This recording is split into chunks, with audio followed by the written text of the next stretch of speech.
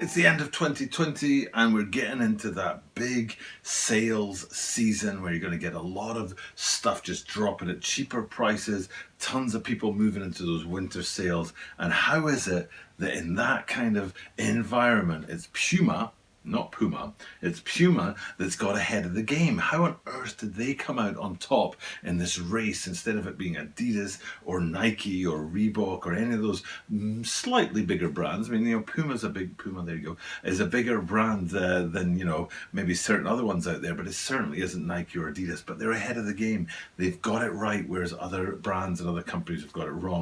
And we're going to get into that today by taking a look at this shoe right here. It's the Puma Calibrate Runner Restored, which is another question. Restored, what's it restored from? It's one of the newest kinds of technology out there, and how can you restore something that's brand new? But it's one of the classic sort of steps forward in innovation and technology, and it's beautiful what they've done with these outsoles and midsoles, and it works technologically, it works as well. So but that's not why they're ahead of the game. They're ahead of the game on the marketing, not on the materials. So we'll be getting into that today, and we'll be also asking that detailed question about why is this called a restore when it doesn't really make much sense. And then the final thing to look at is, I don't know about you guys, but I don't see these in that many places, and I've only seen them in one or two places, and I just don't know why. Are Puma not paying enough money to the websites and the innovators on social media and stuff to get their shoes pushed, or are they just not that big a deal to other people?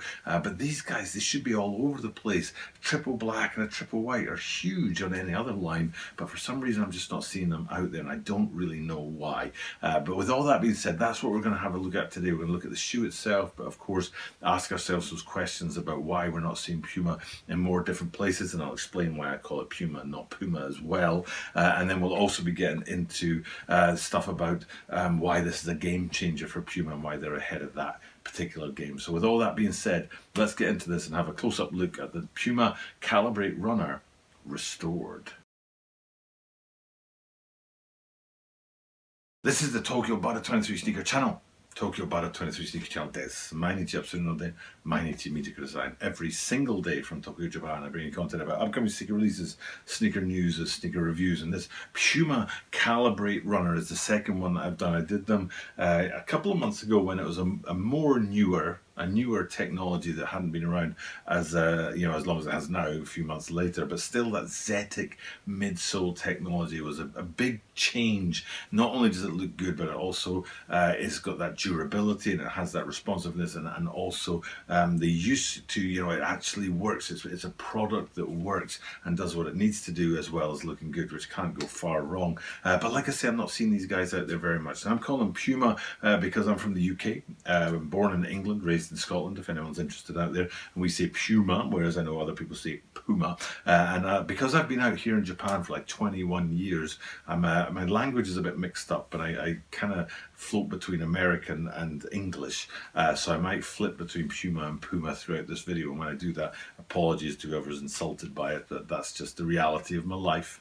So shogunai, as the Japanese say, shogunai is like, that's life, just deal with it. So let's get into this shoe and have a look at it, and I'll tell you as much as I can about it and why I think it should be out there, and asking that question why it isn't. I've only actually seen it in one place, and the last time I did a video which I only saw in one place was earlier in December. I'm trying to remember what it was, but when I saw the shoe, I think it was the Air Force One High Gore-Tex Phantom. That's the one, because I only saw it in one place, and I was like, oh, that's a beautiful shoe, I'm doing that, even if the website I'm looking at has got it wrong.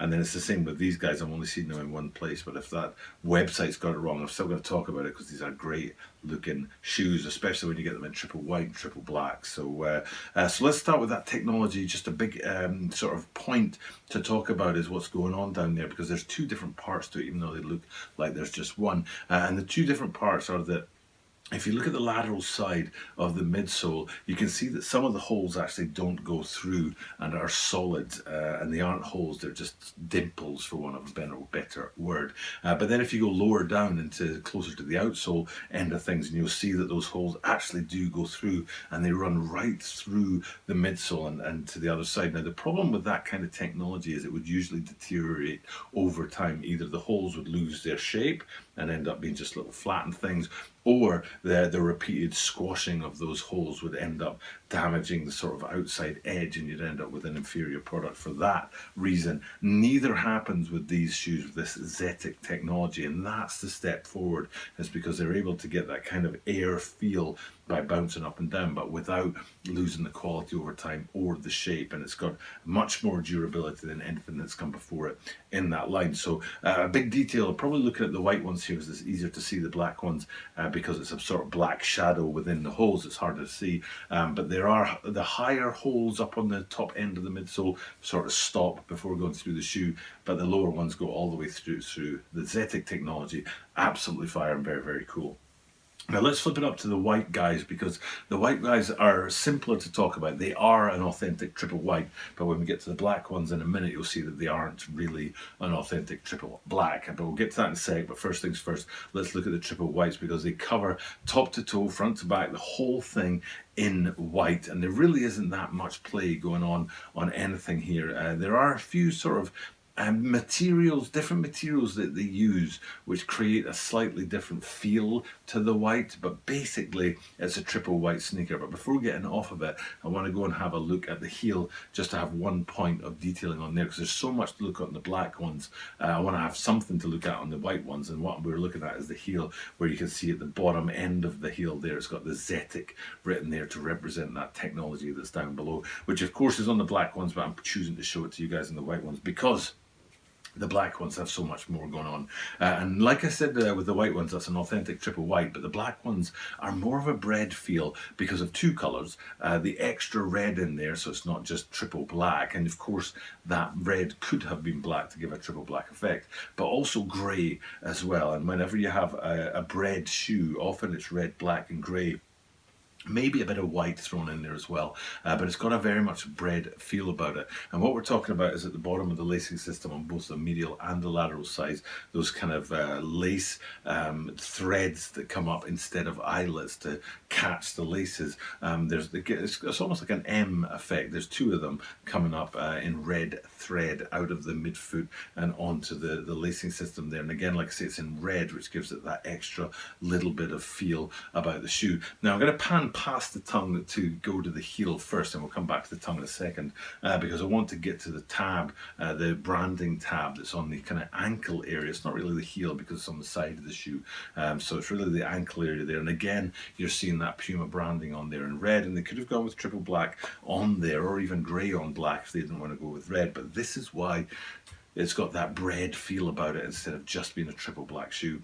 And like I say, going back up to the tongues, that's the last place we get that hit of red on there, because you've got the red branding that's going on there. But also, this is where you've got that grey that comes in. The tongue is very much more grey than anything else, and the triple black is gone and being replaced with the grey, but that's fine because it gives us that bread feel. So whether you call it triple black or whether you call it bread, it doesn't really matter, because the shoe itself is what we're looking at, and it looks great. These are great looking shoes, the triple blacks and the triple whites, and anyone else, they would be huge, you know, they would be massive, but they're just not getting the traction out there, and I'm not really sure why.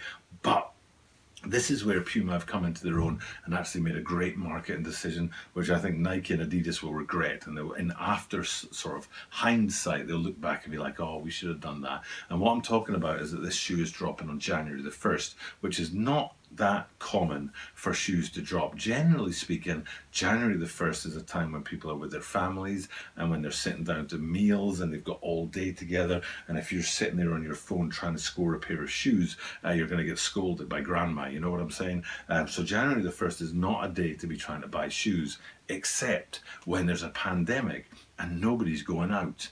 Basically, people are going to be at home. They might do like a Zoom call to their family or something like that, but it's not going to be the big structured day that January the 1st normally is. It's going to be small little things, people not spending much time together, people have more time on their hands, and that means that people are going to be doing shopping earlier than they normally would. 2nd, 3rd, 4th of January being the days when people kind of go out to do their shopping in the new year. The 1st, it actually might be the day that people really kick things off, because they're going to be bored and they're going to be at home. They aren't going to be surrounded by family and people and friends. And because of that, I think Puma have stolen a march on Nike and Adidas. If you look at the drop dates and the drop calendars across social media and internet and websites and stuff like that, you'll see that Puma is really heavily investing in these early January drop dates, whereas other companies, I think, because usually year on year, they would leave it until the 2nd, 3rd, 4th, like I said, before they push their shoes out there, because that's what makes sense. This year is from the first, and Puma